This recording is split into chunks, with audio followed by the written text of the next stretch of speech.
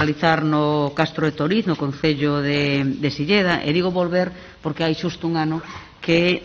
o BNG traía aquí a este Parlamento as nosas inquedanzas a respecto do proxecto que a aquela altura xa estaba en marcha en canto a tramitación e que era obxecto de moita preocupación. Entre nos anos 2000, 2002 ou 2010, máis ou menos, a veciñanza de Silleda logrou realizar un traballo realmente magnífico de posta en valor, de recuperación deste castro, non? Constituídos logo no colectivo pola recuperación do castro de Toiriz, lograron esa posta en valor deste asentamento. Despois de moito esforzo de traballo mancomunado, porque unha cuestión deste tipo require esforzo, require aunar moitas vontades, empezando porque este espazo é propiedade de varias persoas, non? Empezando por aí, logo é un traballo inxente porque o espazo estaba coberto desde eucaliptos a outras actuacións, facía difícil percibir a dimensión destes restos arqueolóxicos, non? Conseguiron facerse traballos, sacar do esquecemento este castro e fai 10 anos, no 2010, pois a veciñanza de Silleda vía con satisfacción como se abría ao público este castro rehabilitado, como empezaron a chegar as visitas, como se foi popularizando, non? Unha rehabilitación consistente en deixar este xacemento de ferro enterrado, non excavado, sino enterrado, limpo, adecentado, digno, unha auténtica xoia. Eles calificano de xoia, ademais moi cerca do centro urbán de Silleda, non? Este castro de Toiriz revalorizouse, converteuse nese lugar especial e querido por toda a veciñanza, e no ano 2015 o Ministerio de Fomento e a Deputación de Pontevedra asinaron un convenio baixo o título Proxecto de Restauración e Museización dos Xacementos Galaicos Romanos de Pontevedra para realizar actuacións en arredor de 20 castros. Digo arredor porque as informacións varían un pouco, pero un número moi importante de castros da provincia de Pontevedra, dos máis importantes, non?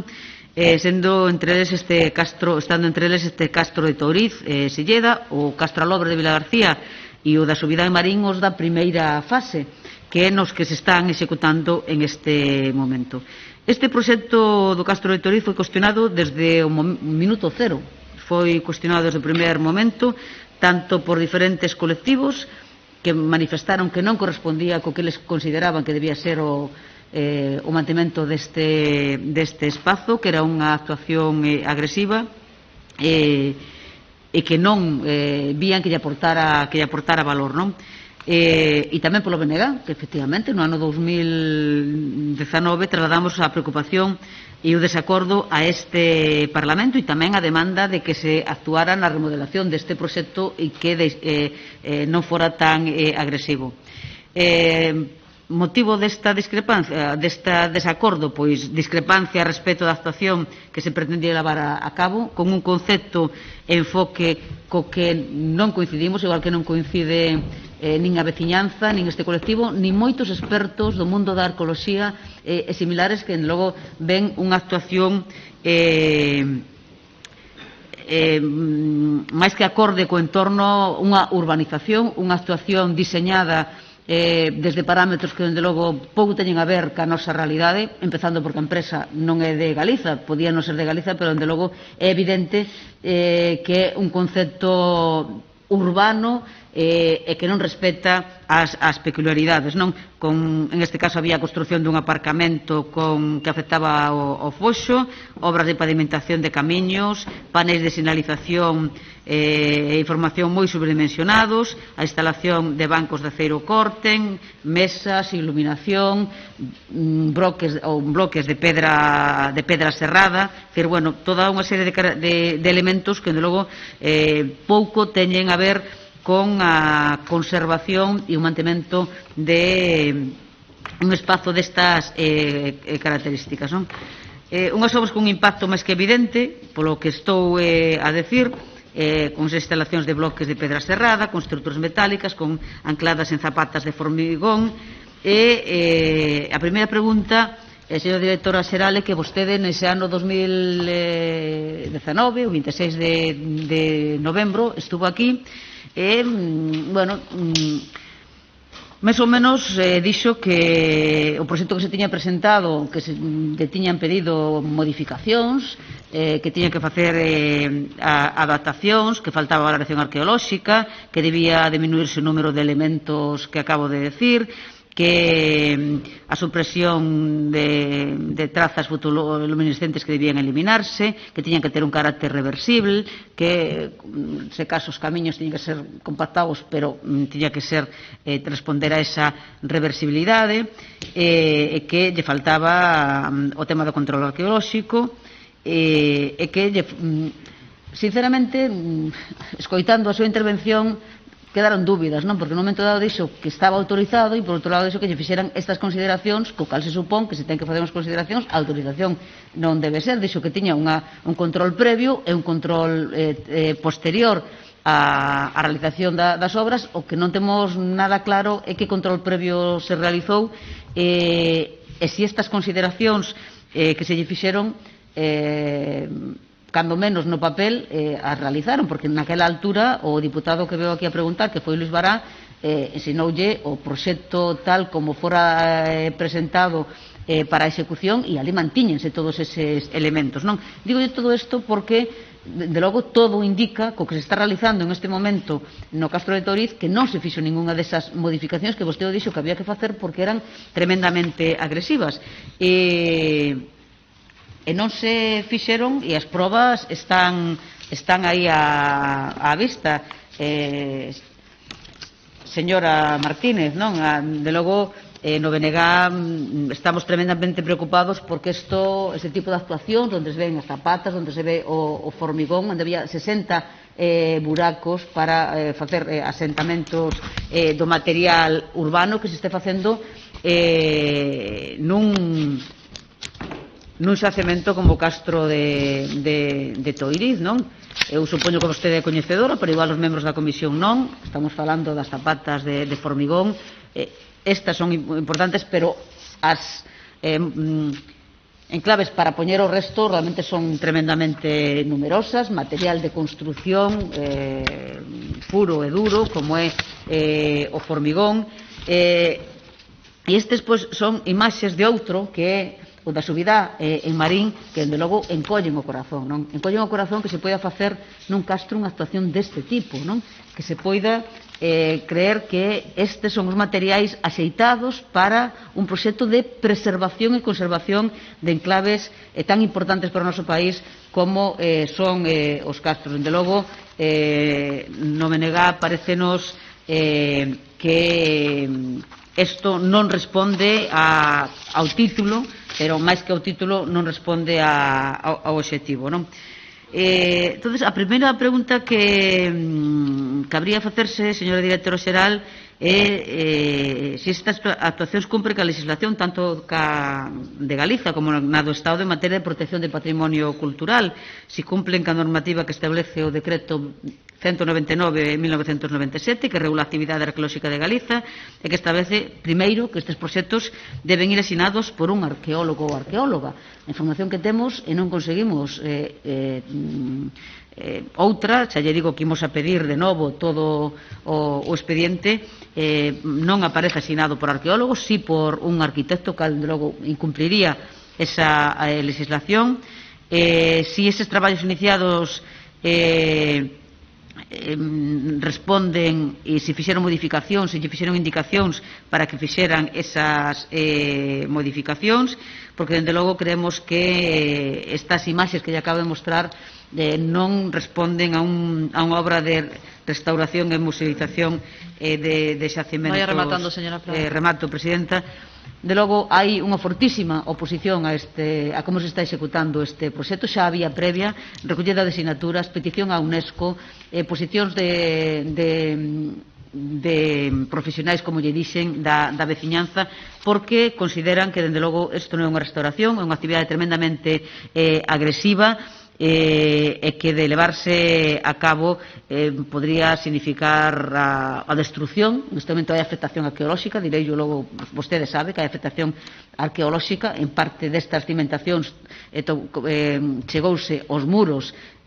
castrexos, apareceu cerámica en parte destas terras movidas. Dende logo hai actuacións máis que cuestionables, e gustaría saber si dentro desa seguimento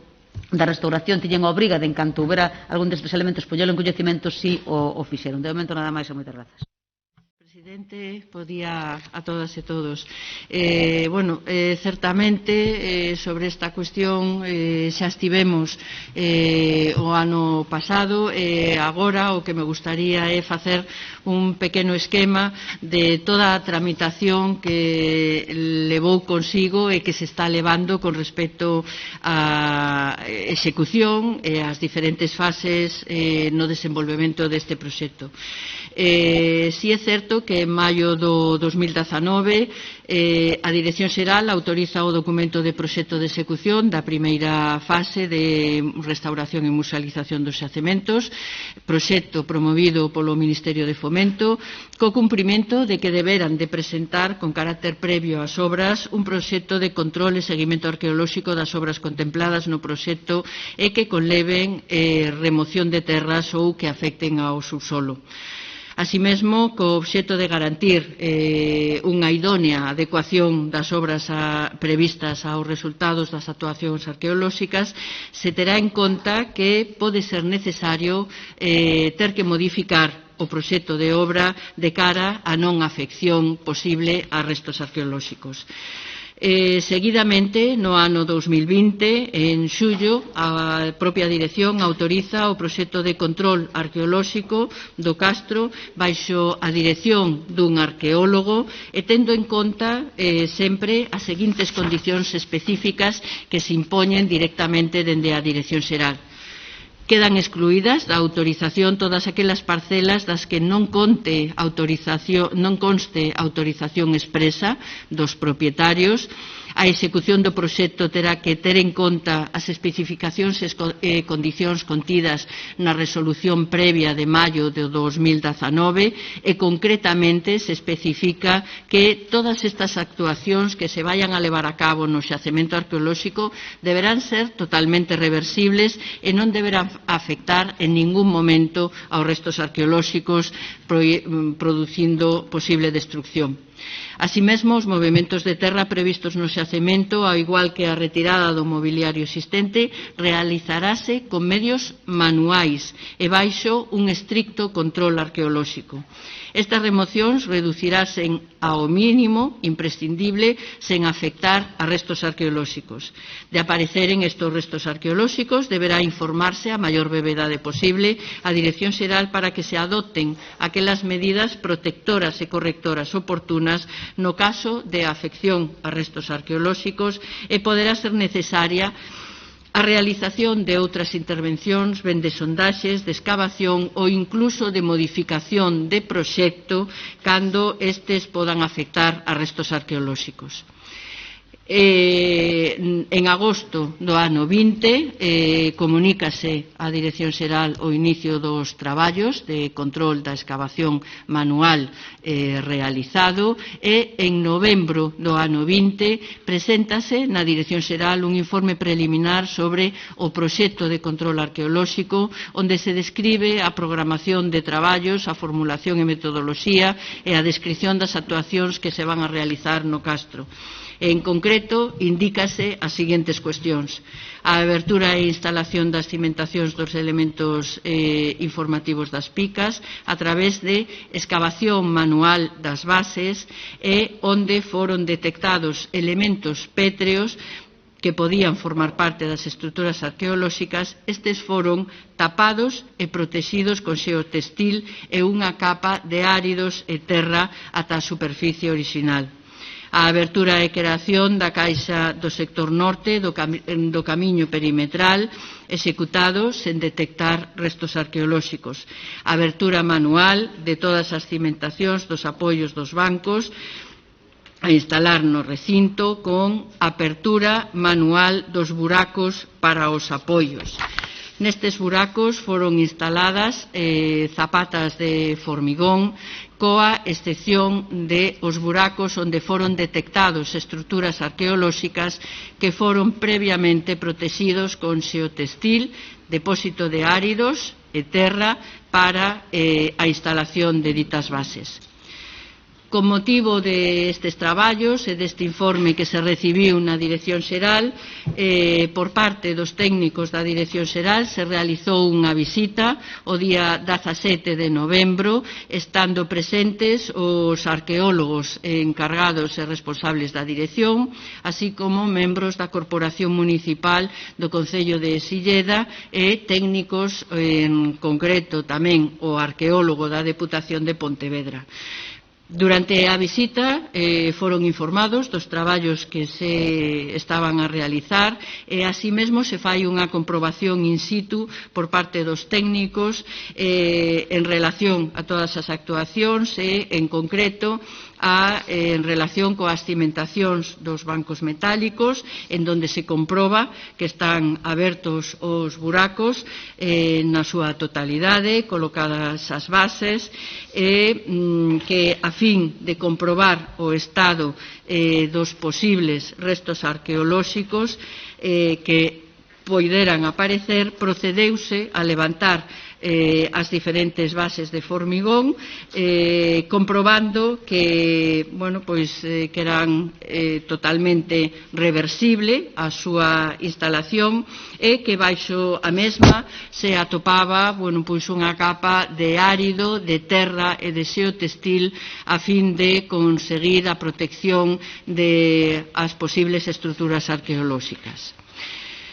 No resto dos bancos están tamén realizados os buracos e as zapatas e, en a inmensa maioría non se localizaron restos arqueolóxicos. Polo que respecta á cimentación das picas, exactamente igual, comprobouse que se realizaron de xeito manual, que non se detectaron vestixios arqueolóxicos e en aquel suposto en donde se detectou a existencia de vestixios arqueolóxicos, obrigouse a que fose desprazado e, lóxicamente, obtivese outra ubicación. En relación á instalación das trazas de aceiro inoxidable, estas,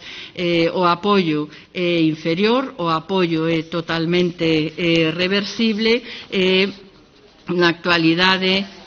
atópanse en execución. E, finalmente, con respecto ao punto do Miradoiro, colocaron un pavimento que foi notificado á Dirección Xeral. Como lle decía ao principio, aquelas modificacións que se realizaron sobre o proxecto foron comunicadas á Dirección Xeral, lóxicamente, a fin de que se teña constancia da existencia dos restos, da existencia da protección dos restos, a fin de que, como vostede comentaba, se ten que lóxicamente cumprir exhaustivamente e para eso están os técnicos da Dirección Xeral e o control da Dirección Xeral, se ten que cumprir o decreto e, por suposto, ademais do decreto, cumprir coa obriga da protección e da conservación dos propios xacementos. Por lo demais, polo de agora, nada máis. Moitas grazas, señora directora. Sinceramente, señora directora xeral, hai moitos ollos postos en esta cuestión. Moitas persoas con moita preocupación e que agardan que vostede, directora xeral de Patrimonio Cultural, como máximo responsable en Galiza de que se cumpla a legislación e de que se preserve o noso patrimonio, que asuma as súas responsabilidades e non só nos veña a decir que hai que cumplir unha legislación que se dá por suposto e que agora lle vou a decir que teño moitas dúbidas que se este facendo, senón de paralización dun proxecto que nunca debeu ser autorizado en esas condicións e con eses parámetros. De logo, nos no Benegá nos saímos do noso asombro que por parte da Xunta de Galiza se autorice un proxecto destas dimensións que vai afectar a máis de 20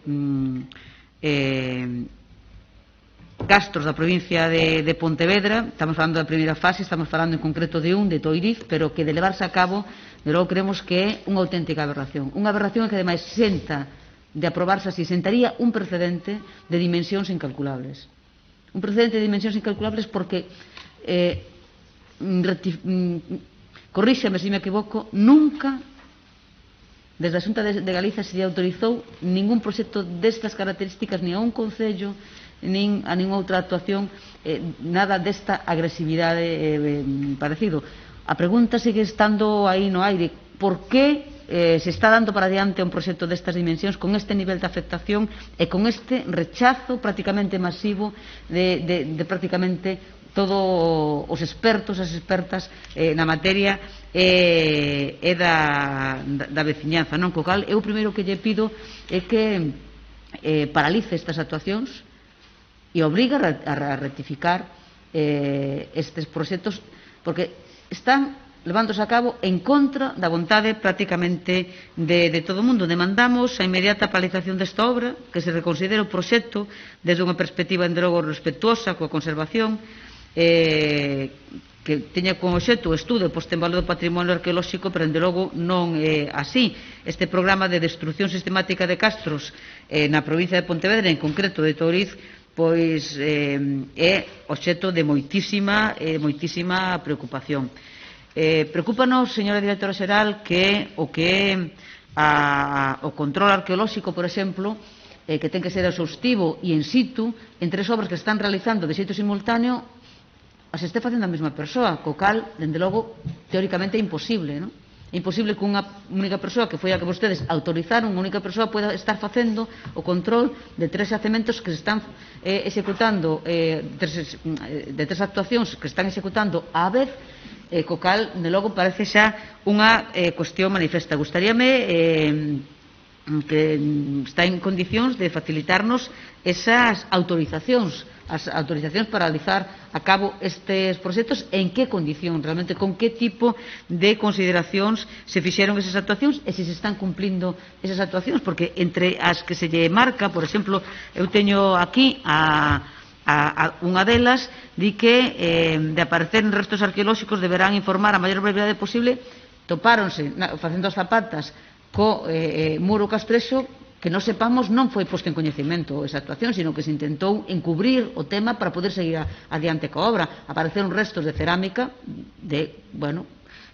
consideración variable, que non foi posto en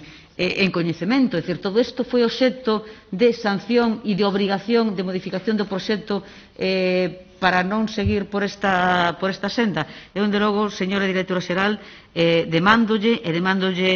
con toda a contundencia da que son capaz, e non en nome do BNG, sino, insisto, en nome dos múltiples colectivos e en nome da veciñanza, que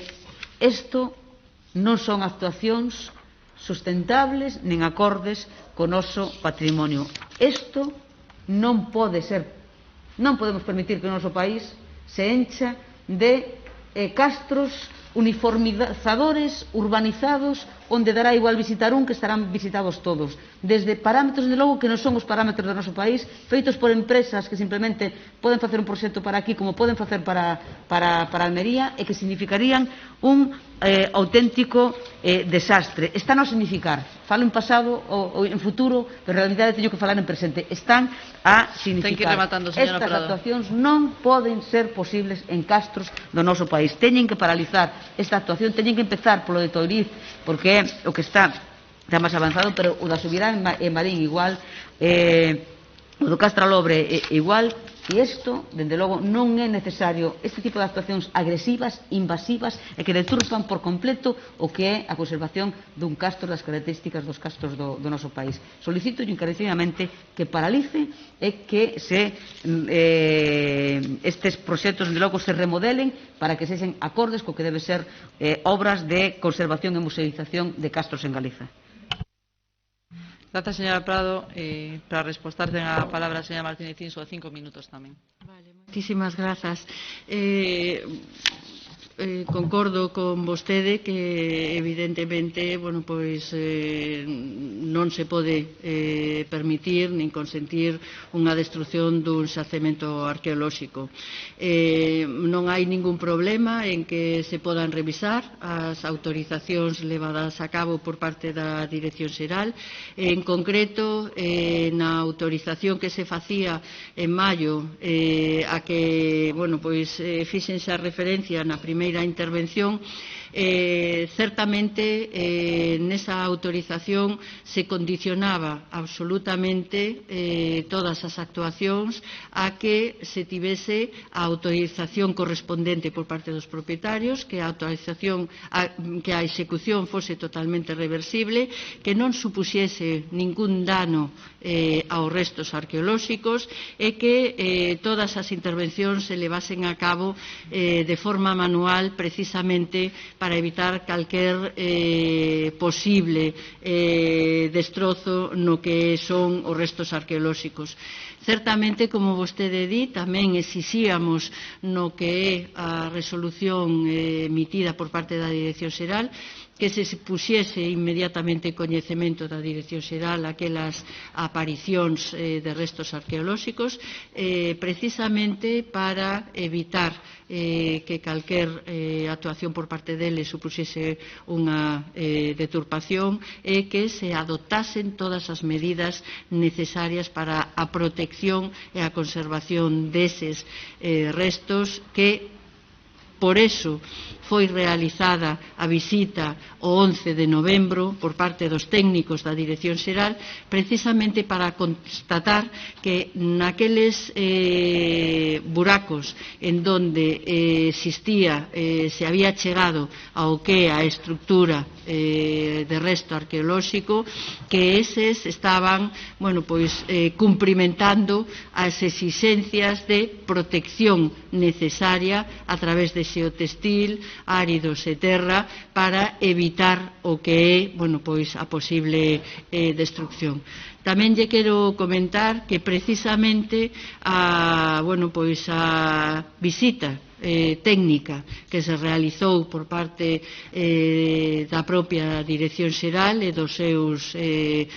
técnicos foi precisamente para comprobar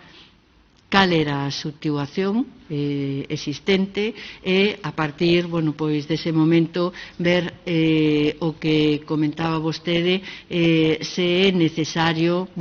tomar unha decisión concreta con respecto ao que solicitaba vostede, se é preciso ou se entende que supón unha destrucción e realmente hai que evitar que esa destrucción se produza. Pola miña parte nada máis, moitas grazas.